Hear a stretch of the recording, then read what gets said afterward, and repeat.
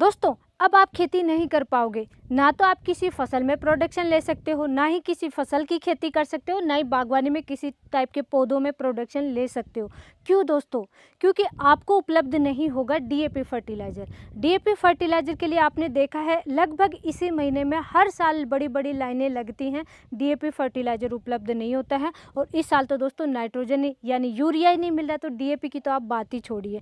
जब से nano urea, nano DAP आया है, उसके बाद में बेसल डोज के लिए यूरिया फर्टिलाइज़र और डीएपी फर्टिलाइज़र की अवेलेबिलिटी बहुत कम हो गई है, कम उपलब्ध हो रहे हैं। और डीएपी फर्टिलाइज़र के बिना तो किसी भी फसल की खेती नहीं हो सकती है। बागवानी में किसी टाइप का पौधा है, उसमें भी आप फल फूल नहीं ले सकते हो। ऐसा सिर्फ कंपनियों ने किसानों के माइंड में डाल दी ये बात कि डीएपी नहीं है तो कुछ भी नहीं है, डीएपी है तो आप सब कुछ कर सकते हो, जबकि ऐसा नहीं है दोस्तों। हकीकत बिल्कुल अलग है, लेकिन टेक्निकल चीज़ें समझना बहुत ज़रूरी है।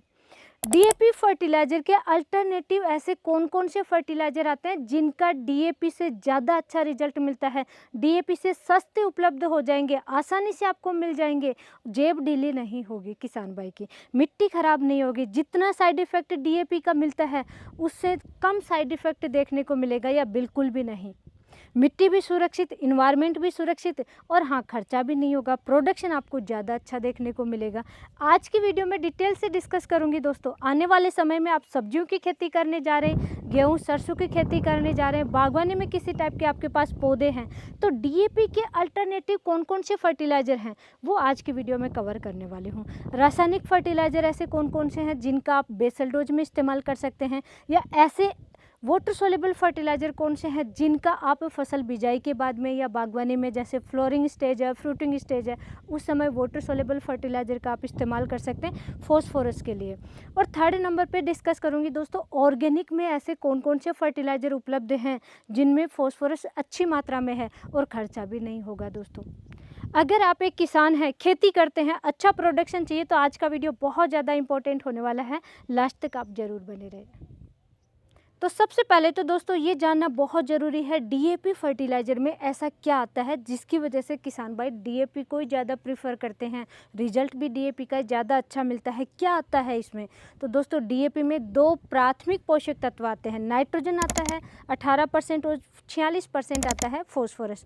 और किसान भाई नाइट्रोजन के लिए इस्तेमाल नहीं करते, नाइट्रोजन के तो बहुत सारे ऑप्शन है मार्केट में, लेकिन फॉस्फोरस 46% नहीं मिलता है आसानी से।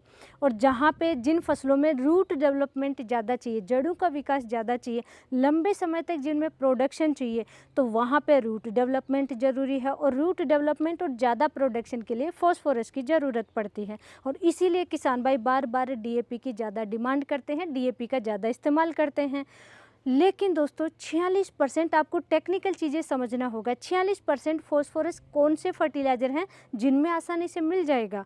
आप कभी किसी फर्टिलाइज़र में कम मिल सकता है, किसी में थोड़ा बहुत ज़्यादा मिल सकता है, लेकिन डीएपी से भी बेस्ट फर्टिलाइज़र हैं। और हाँ, डीएपी का जितना साइड इफ़ेक्ट होता है उससे कम साइड इफ़ेक्ट होगा बाकी फर्टिलाइज़र का। तो सबसे पहले फर्टिलाइज़र जो मैं मानती हूँ फॉस्फोरस के लिए जो बेस्ट फर्टिलाइज़र है फसल बिजाई के समय, यानी बेसल डोज में जो फर्टिलाइज़र सबसे ज़रूरी है फॉस्फोरस के लिए, वो है दोस्तों टीएसपी फर्टिलाइज़र। सबसे पावरफुल फर्टिलाइज़र है TSP, triple super phosphate fertiliser.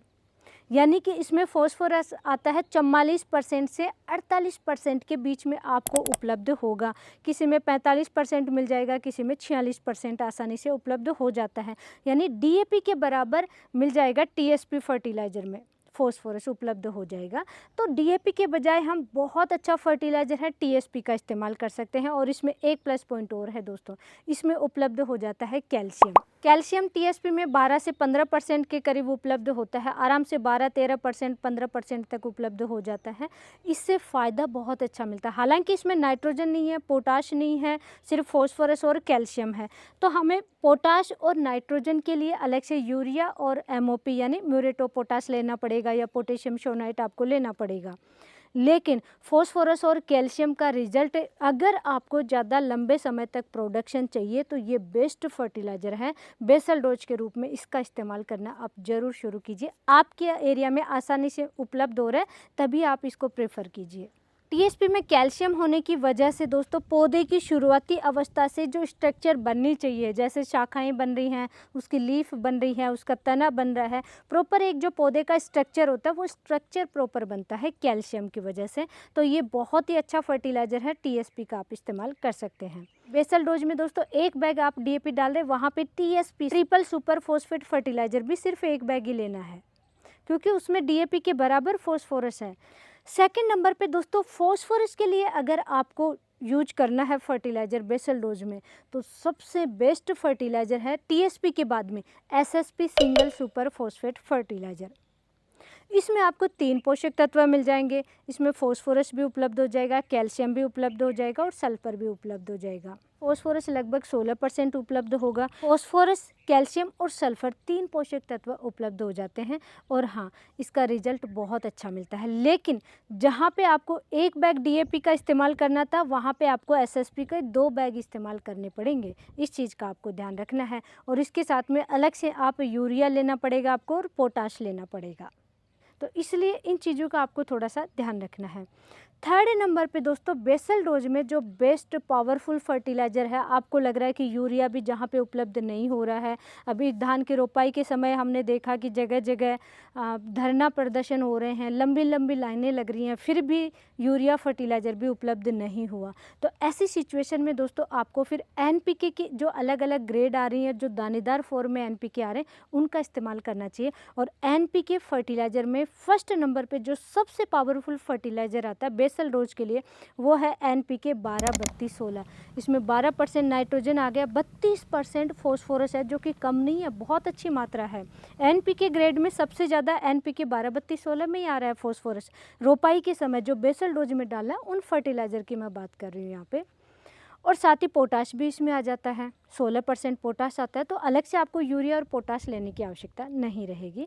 तो एनपीके 12-32-16 उपलब्ध हो रहा है, ये बेस्ट फर्टिलाइज़र है, कॉम्बिनेशन बहुत अच्छा बैठता है, इसका आप बेझिझक इस्तेमाल कर सकते हैं। और हाँ, आगे आने वाले समय में गेहूँ, सरसों ऐसी फसलों में इस्तेमाल करने जा रहे हैं, तो बिजाई के समय इसका इस्तेमाल कर सकते हैं बेझिझक। सब्जियों की फसल के लिए भी ये बेस्ट फर्टिलाइज़र है। एनपीके 12-32-16 के बाद में सेकंड नंबर पे जो पावरफुल फर्टिलाइज़र है एनपीके ग्रेड में, वो है दोस्तों अमोनियम फॉस्फेट सल्फेट फर्टिलाइज़र। इसमें 20-20-0-13 नाम से हम इसे जानते हैं, 20-20-13 के नाम से किसान भाइयों में काफ़ी फेमस है। 20% नाइट्रोजन, 20% फॉस्फोरस, 13% सल्फर आता है, पोटाश नहीं आता। इसके साथ में पोटाश आपको अलग से लेना पड़ेगा।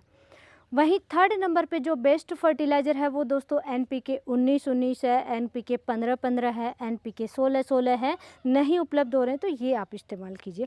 इनमें भी तीनों पोषक तत्व, प्राथमिक पोषक तत्व 3 होते हैं, नाइट्रोजन, फॉस्फोरस और पोटाश, और तीनों ही आसानी से उपलब्ध होते हैं, सेम मात्रा में उपलब्ध होते हैं, तो आप इनका भी इस्तेमाल कर सकते हैं।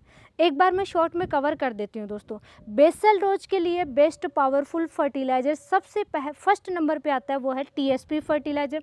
सेकेंड नंबर पे SSP single super phosphate fertilizer और थर्ड नंबर पे आता है दोस्तों एनपीके 12-32-16 और फोर्थ नंबर पे आता है अमोनियम फॉस्फेट सल्फेट फर्टिलाइज़र 20-20-0-13 नाम से आप जानते हैं। और उसके बाद में तो आप मार्केट में बहुत सारी लाइन लगी है, बहुत सारे एनपीके के ग्रेड में आ रहे हैं फर्टिलाइज़र दानेदार फॉर्म में। एनपीके 19-19 है, एनपीके 20-20 है, एनपीके 15-15 है, एनपीके 16-16 है। किसी का भी आप बेझिझक इस्तेमाल कर लीजिए, लेकिन हाँ, डीएपी से अच्छा रिजल्ट मिलेगा। अब सेकेंड नंबर पर बात करेंगे वाटर सोलेबल फर्टिलाइज़र। फसल बिजाई के बाद में कौन से ऐसे एनपीके फर्टिलाइज़र हैं जिनमें सबसे ज़्यादा फॉस्फोरस की आवश्यकता होती है और सबसे ज़्यादा फॉस्फोरस इनमें उपलब्ध है। ऐसे 3 एनपीके फर्टिलाइज़र हैं, 100% वाटर सोलेबल फर्टिलाइज़र हैं। इनका खड़ी फसल में आप बेझिझक इस्तेमाल कर सकते हैं, ड्रिप से, फ्लड इरिगेशन से, रूट में या स्प्रे कैसे भी इनका इस्तेमाल कर सकते हैं।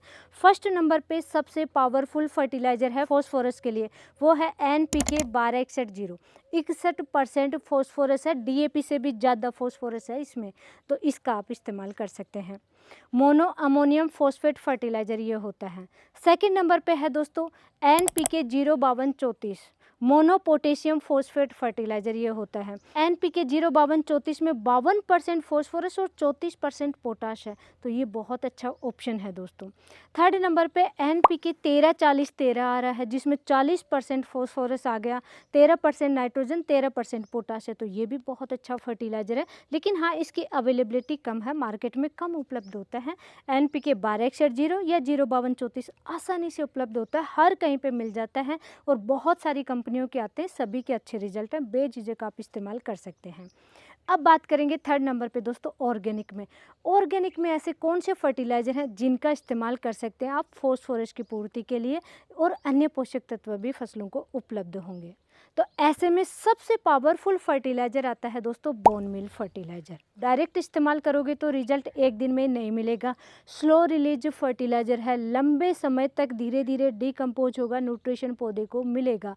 तो आपको कैसे डालना है, आपको रेडी टू ईट भोजन अगर पौधे को प्रोवाइड करवाना है तो बेस्ट है इसको आप 1 महीने पहले, 2 महीने, 3 महीने, 6 महीने पहले आप इसको खरीदिए। कोई भी फसल अगर आप करने जा रहे हैं तो गोबर की खाद के साथ में मिक्स कीजिए, उसको डिकम्पोज कीजिए, ट्रीट कीजिए, उसको उपचारित कीजिए और फिर खेत में डालिए। रेडी टू ईट भोजन पौधे को मिल जाएगा, रिजल्ट बहुत अच्छा मिलता है बोन मील फर्टिलाइज़र का। और बोन मील फर्टिलाइज़र में एक नेगेटिव पॉइंट है, जहाँ की मिट्टी क्षारीय है, pH 7.5 से ज़्यादा है, वहाँ पे दोस्तों इसका रिजल्ट कम मिलने शुरू हो जाता है। तो आप अगर रेडी टू ईट भोजन आप पौधे को डाल रहे हो, रेडी करके भोजन फिर आप डाल रहे हो पौधे को, तो वहाँ पे मिट्टी का pH हाई है, तब भी आपके पौधों में बहुत अच्छा रिजल्ट मिलेगा, पौधे को आसानी से उपलब्ध हो जाते हैं इसमें से न्यूट्रिशन। तो आपको क्या करना है, डिकम्पोज करना है, उपचारित करना है, गोबर की खाद के साथ में आपको डालना है। स्लो रिलीज फर्टिलाइज़र है, ये मत भूलना दोस्तों कि इसको डाला यूरिया DAP की तरह रिजल्ट मिल जाएगा, नहीं मिलेगा। आज डालोगे तब लंबे समय तक धीरे धीरे पौधे की आवश्यकता जैसे जैसे होगी वैसे वैसे मिलता चला जाएगा।